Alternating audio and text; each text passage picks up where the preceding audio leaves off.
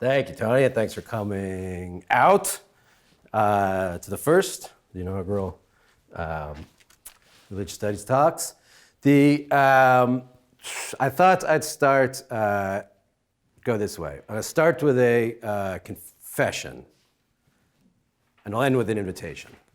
Make sure I have that in the right order. I'm going to start with a confession and end with an invitation. The confession is this. I've been, the past year, I've been working on a textbook, so that's why I'm a little pale. I've been in the basement. And working on, I've been teaching religion and philosophy for about 20 years now. It seemed like a good time to take stock of what we're doing in the classes and to try to get it out in paper, get it out into a book. I don't know, maybe it's this, book form, and have all the ideas in one place. So I was talking to the publisher. The publisher said, start by getting on paper everything that you know about the gods. And then we can divide it up that way. So I started thinking and thinking and thinking. And it leads me to my confession, which I only recently realized, was that actually I know absolutely nothing about the gods. Nothing. And that anytime I had, there's doing gods in different religions, anything I could say about them, I realized was probably speculation at best. So not only then was that kind of a little bit depressing, I also thought that the more I thought about it, not only I don't know anything about the gods, I started strongly suspecting that nobody else does either. And so that left me with nothing. So I went back to the publisher, told him the good news. I was happy to hear that. And then he said, all right, well, then start with what you do know. And start with something that you do know right from there. So I thought about that for a while, and I thought, I know wrestling. I can do wrestling. I don't mean like WWF wrestling, like Andre the Giant, wrestling stars from the 80s, although I do know them too. But I know wrestling, and I know particularly stories of wrestling with the gods, where people are wrestling with the gods. And what comes of that? And I like those stories. And I like the descriptions of those stories. I'll give you one from one of the oldest stories we have, the Epic of Gilgamesh, where the story goes, Gilgamesh is 2/3 human. Is a king. It's not such a nice king. The gods make up Enkidu.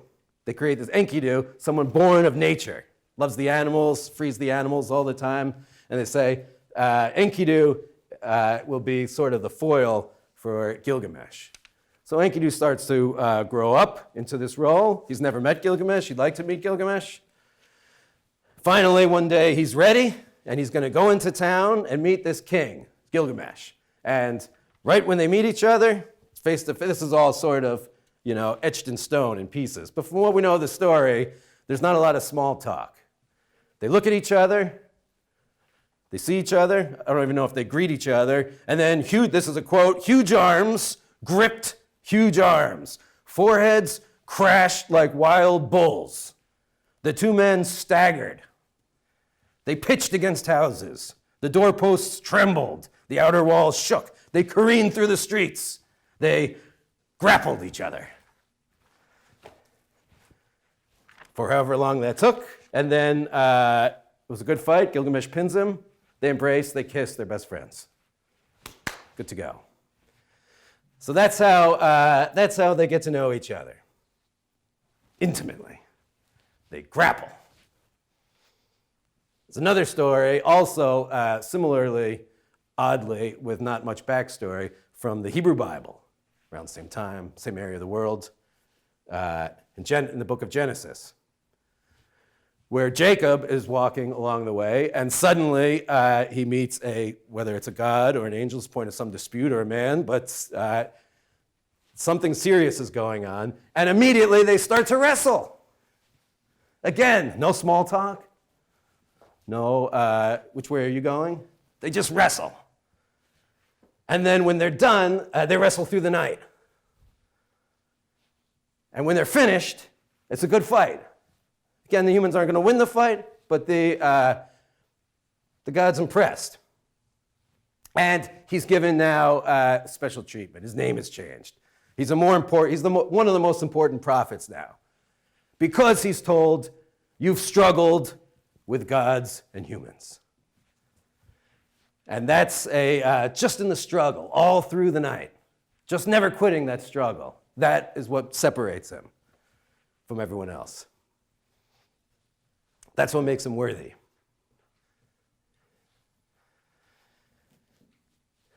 This grappling. We'll come back to these guys.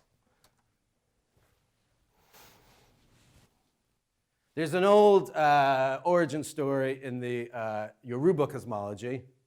Yoruba are groups of groups, ethnicity, religion, language. Anyway, they traced the roots back to Nigeria, southwestern Nigeria.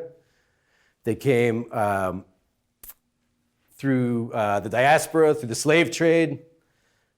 They came to the Americas, Brazil, Haiti, Cuba. So much of actually their culture now lives on through music, through what's now Latino music, like the samba or salsa or rumba, all have their roots from this ancient religion. Anyway, there's an origin story in the Yoruba myths that the creation of the world from this great god, Olodumare, and he commands a god. They're living in this ethereal world, and he tells another god, let's create the human world. Here's a guinea fowl. Here's a shell, conch shell, I think, of dirt.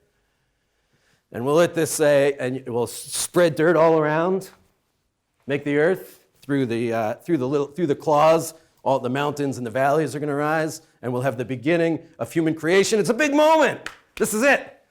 This is the critical moment where the human world, for us at least, where the human world is going to be created. And so the god goes off, and this is where it's all going to go down. Except a funny thing happens on the way to creation. He passes a party. He hears drinking going on. There's singing going on. The gods are having a party. This is like, it's Friday night. It's been a long week. There's a party going on, and he thinks, I got a little time. And he stays, drinks too much, has too much fun, he blows it. All of creation is now put on hold because this one god has really like the most epic case of FOMO, this fear of missing out on a party that you could possibly imagine. So the world is not created. Except it is, because another god then takes his place and then and then follows through, and all's well. But it's a strange story. How could such a critical moment, all of a sudden this swerve? And it has a lot of interesting pieces to it, because one thing it shows is that people make mistakes. Gods make mistakes. This wasn't seen as the right thing to do. This god messed up. The god apologized later, felt bad about it. It was a little bit irresponsible. The god recognizes that. The other gods come in and they empathize. It happens. Sometimes that happens. And they sort of rejigger the balance of the universe. And thankfully for us, we are created. The mountains do crop up out of the claws. And the world that begins, this all begins in the city of Nigeria and then extends through the rest of the earth, is going to be now okay. But it starts with these mistakes, with these errors, with these bad judgments that even the gods have. And that always interests me. So when we say like this act, wrestling, what do we get out of wrestling with these gods? What's passed on? It doesn't always say. One thing I think it teaches us is to be a little bit humble about who we are and other people's mistakes and our own mistakes. Because here, even the gods are making mistakes and looking out for themselves. There's another story, maybe legend, 1700s. Sikh warrior from the Punjab in India. Mai Bhago. And this is early 1700s. The Mughal Empire is, it's a critical time for the early Sikhs. They're advancing, they're laying siege, and it doesn't look good. Guru Singh's army is starving. It doesn't look like they're going to survive. But they could still, these warriors who said, we're going to fight for what's right, they could still go home. They could go back to their farms. They don't have to fight this out. So 40 of them do. They say, you know what? We tried. We did the best we could. Let's end it here. They leave. Let's go back home. Let someone else handle our fight for us. And Mai Bhago was there waiting, heard about this. She was living in the communities when all the men came back. Takes out her sword.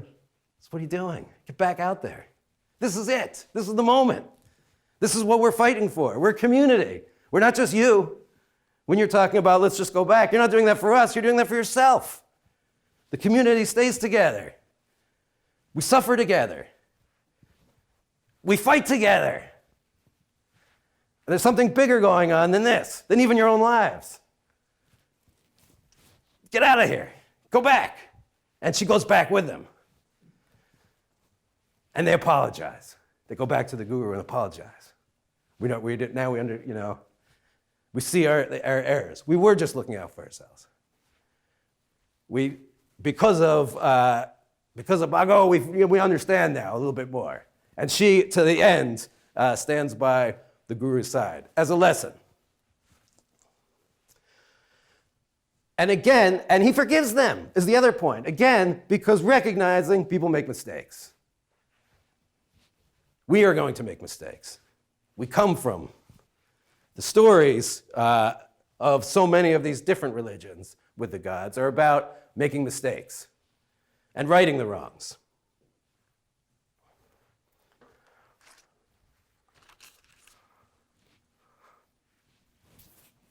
When Malcolm X was in prison in the 20th century, he was in prison for robbing houses, petty crime, being a general nuisance, as he writes in his autobiography. Then he finds religion, finds Islam. And now comes time like, okay, the world again is bigger than you are. So recognize that. It's time to now go on your knees and pray to Allah, to something bigger than you. And he writes about this in his autobiography, saying this was the hardest thing I've ever had to do in my life, to go on my knees. I've never done that before to anybody. Except to rob houses. Sometimes to pick locks, I had to go on my knees. I'll do that. But I'm not going on my knees to any person or any God. And he kept trying. Finally, he does it. I had to force myself. To bend my knees, and waves of shame and embarrassment would force me back up. For evil, to bend its knees, admitting its guilt, to implore the forgiveness of God is the hardest thing in the world. When finally I was able to make myself stay down, I didn't know what to say. It's a great imagery of this that he talks about, this internal battle, this internal struggle, this wrestling. In Islam, it's called jihad. There's the jihad that's inside everybody, this kind of constant battle to try to become a better person, to to try to recognize that there's more than your own selfish desires. And it's not easy. If it was, everyone would do it. But this wrestling, this struggle breeds a kind of humility where you learn then to be able to bend your knees. There's another story from the Greek mythology. Another drinking party, actually. This is from over 2,000 years ago, where in Greek, dinner parties, drinking parties, the word for that is symposium. It's not a great translation, but that's the idea. You're getting together for dinner. Socrates and his buddies, playwrights, poets, they're going to throw a dinner party. And it starts off where they're saying, we've had so many dinner parties. We've been drinking so much over the past few days. Let's all agree that tonight, let's keep it on the level. No more drinking. Let's do something, a little bit more intellectual. Let's have a contest to see who could define love the best way. And this is written about in the symposium by Plato. And they each do sort of then speeches. Aristophanes, probably one of the more famous ones. He's a famous playwright at the time and still today. Says, I got a story. This is an old Greek myth. And he tells this story of the circle people. That there was this time when circle people ruled the world. They just kind of, we were all circles. Sorry, I can't do cartwheels, but you can imagine me doing super fast cartwheels, and you were doing it too. And we're all rolling all around the room. And that's how we would be all across the world. And of course, the gods didn't like this. They're too fast. They're too, it's too, I don't know what the gods objected to with these circle people, but it was too fast, too annoying, and it was getting on their nerves. That's usually what happens in these stories. So they said, okay, you know what we're going to do? We're going to just cut them in half. So they'll stop flying all over the place, rolling all around. We'll cut them in half. So that now we'll just have, 2 arms, 2 legs, only one head, only one face now, and we'll all be cut. And then so we'll be half as powerful. We'll be incomplete forever. And just in case we forget that we're incomplete, turn our heads around so we could see the hole where we used to be attached, our belly buttons. Whether you're innie or an outie, you're attached, and it's cut in half. And so every day you wake up, you look down, you say, not the person I should be. I'm not the person I could be. And this is like the myth to explain why we all feel so incomplete, that we're constantly, right from the get-go, we're searching for something more. In this case, the other half. And we just, we want to just be like fused back, which of course is impossible, forever.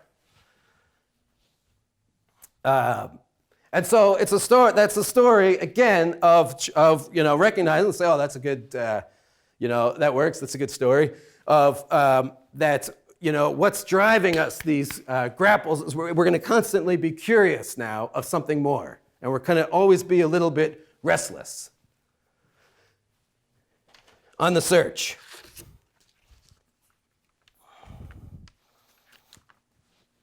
There's a great poem from Muslim poet Rumi from the Middle Ages saying, let's keep, this same idea. We all feel it. Let's keep calling out. Let's keep reaching out. Don't stop doing that. And in this story, someone's been praying and calling out and saying, I feel incomplete, I'm not right, and he never gets an answer. Finally, someone says, look, he said, I'm going to quit. I'm going to stop doing this. This is ridiculous. I feel like an idiot. I keep calling out. Nobody ever answers. I keep, struggling with this God who's not answering it. I'm going to stop doing it. And his buddy comes along and says, why'd you stop? He said, I'm calling out and no one's listening. No one's doing anything. And he says this, this is translated by an American poet, Coleman Barks, but I think it captures some of the spirit. It says, this longing you express of calling out is the return message. This grief you cry out from draws you toward union. Your pure sadness that wants help is the secret cup. Listen to the moan of a dog for its master. That whining is the connection. And there are love dogs no one knows the name of. Give your life to be one of them. Just stay in that, that moment of reaching out, that moment of struggle. That's it. That's the whole thing. That's the connection that you're looking for. That's where you want to be.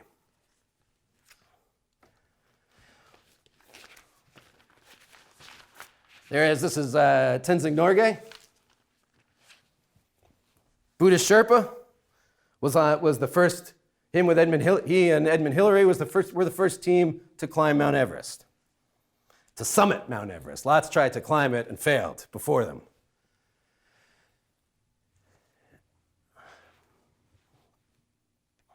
Chomolungma is the name of the mountain, the goddess of the mountain.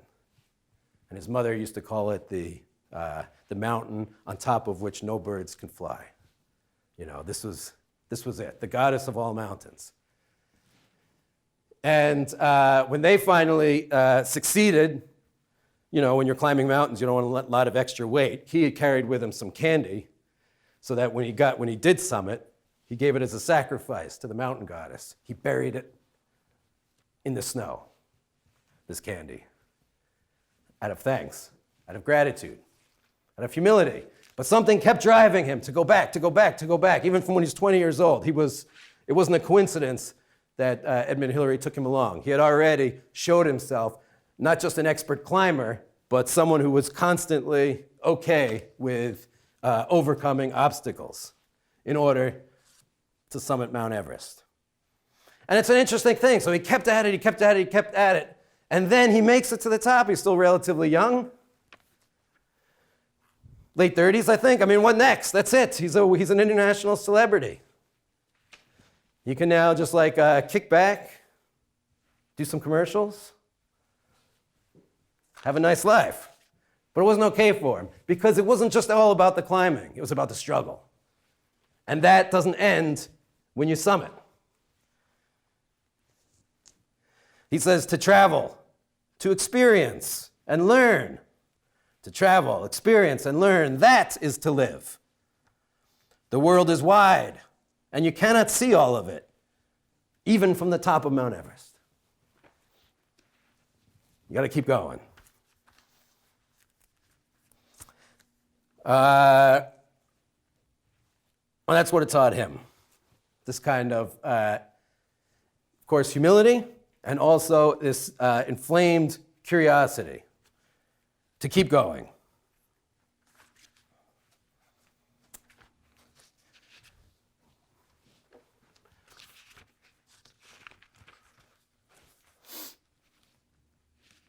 In some Hindu myths, one of the most enduring symbols, Krishna, the blue god. And it's an interesting thing with Krishna's life in terms of biographies of the gods. We really get a lot of his life, from baby, growing up as this god who incarnates himself into a human body and comes into the world to right the wrongs. But he's also a baby, and then he starts to grow up. Then he's an adolescent.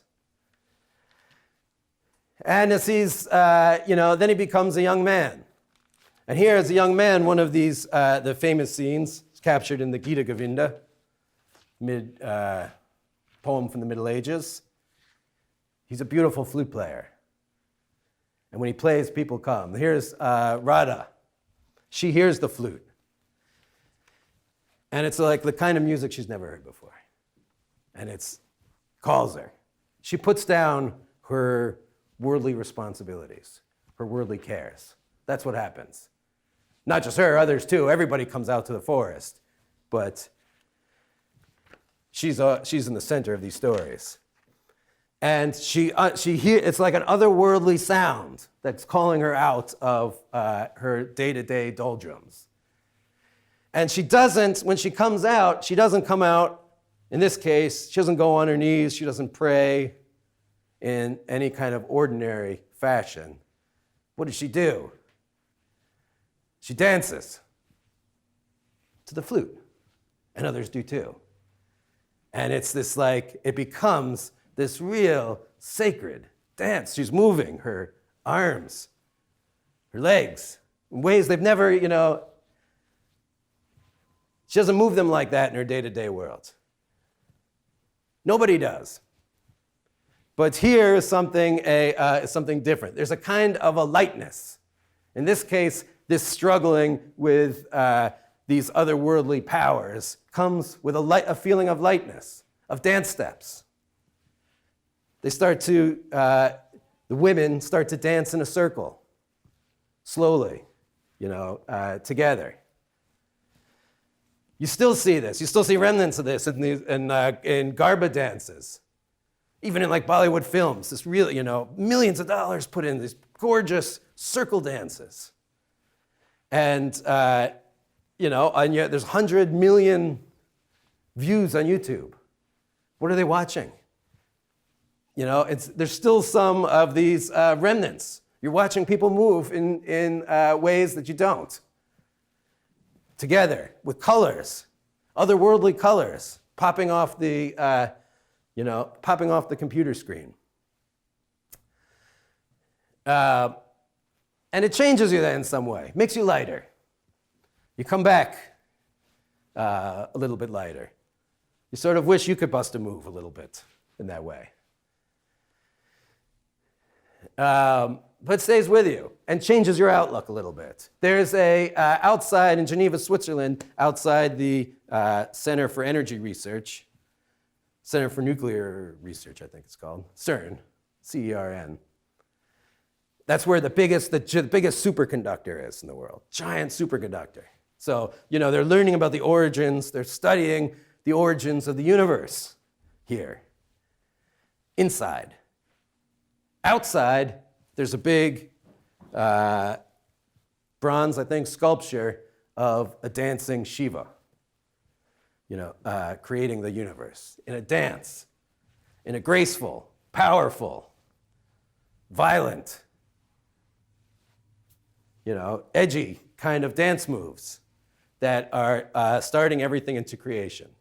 The idea being that there's something similar going on inside and outside. And that the universe, these particles that are crashing against each other, are doing so in some sort of giant mosh pit. That there's that the universe is a dance of particles. And sometimes, then even scientists use those terms. In the scientific revolution, Kepler has some of his most famous work. It's in a book called The Music of the Spheres, that there's music at the core of the universe. There's dancing at the core of the universe. When looked at a different way. So I think, these, well, I'll go back to sumo wrestling. Because this isn't the sumo wrestlers that we had in the beginning, that's not ordinary wrestling either. This is a scene from the stadium in Tokyo, the biggest sumo wrestling arena. And, you notice a few things. There's famous sumo wrestlers around.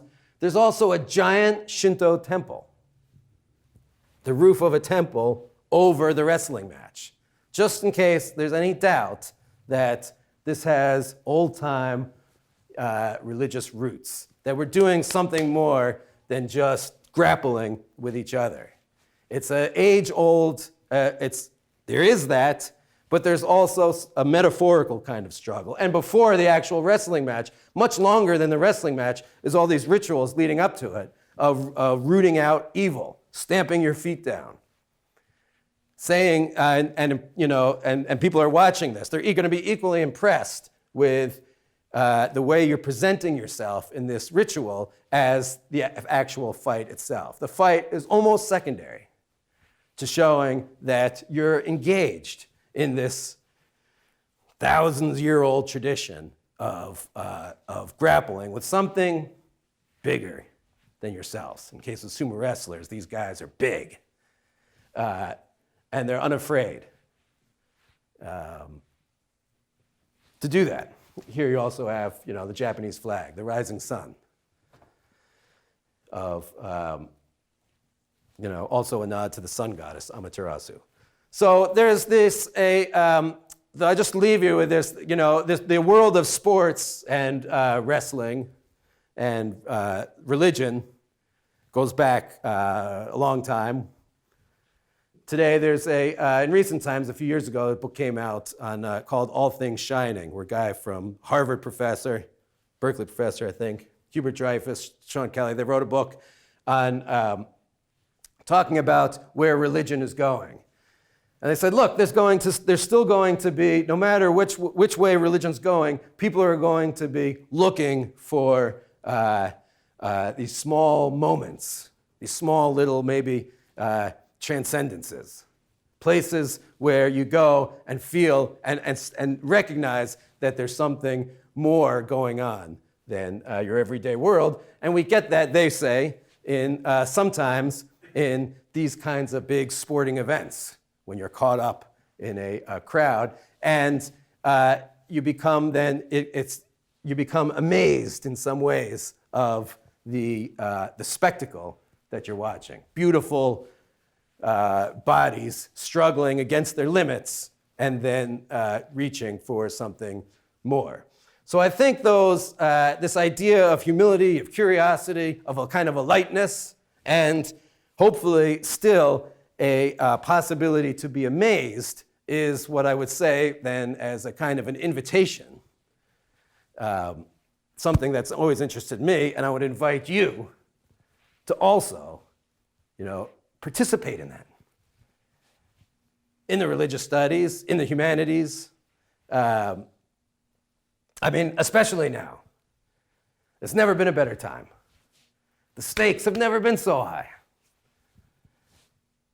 There's so much left to keep alive and to fight for, that it's actually a pretty amazing time to be in it, to be studying it, to be noticing things, and to be amazed at the things around us that sort of, still echo things from thousands of years ago.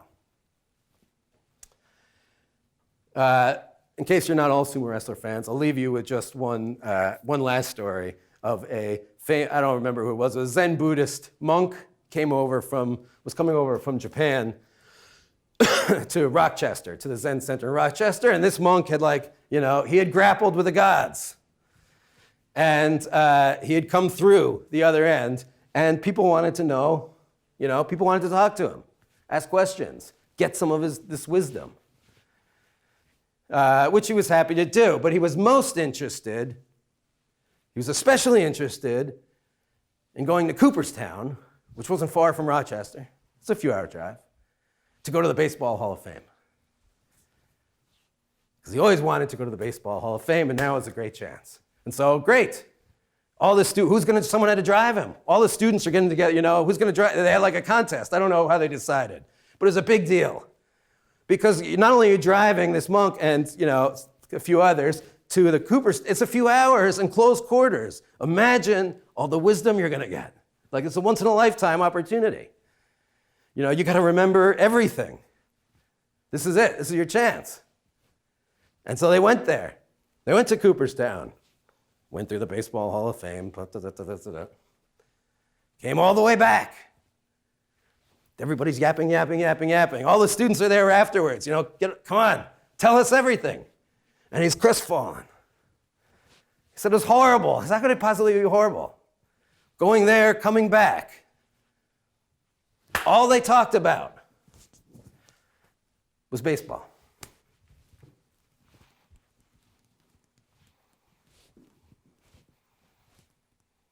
So I'll leave you with that, on whether you get the message or not. But that someone who had gone through these struggles was amazed at things that you might take for granted, like simple sports like baseball. In any case, we'll end it there, and leave it open for any kinds of questions, concerns.